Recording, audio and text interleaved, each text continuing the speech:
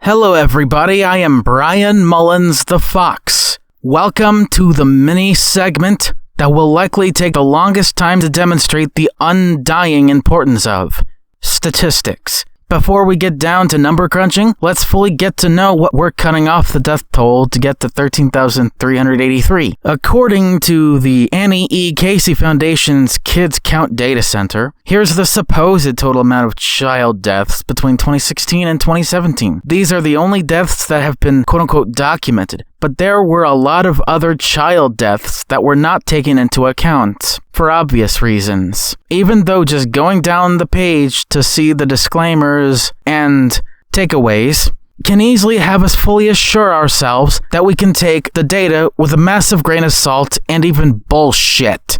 The difference between the children that were actually spared and the supposed total amount of child deaths between 2016 and 2017 is 5,616. According to CDC stacks, here are some more statistics to pause the video for.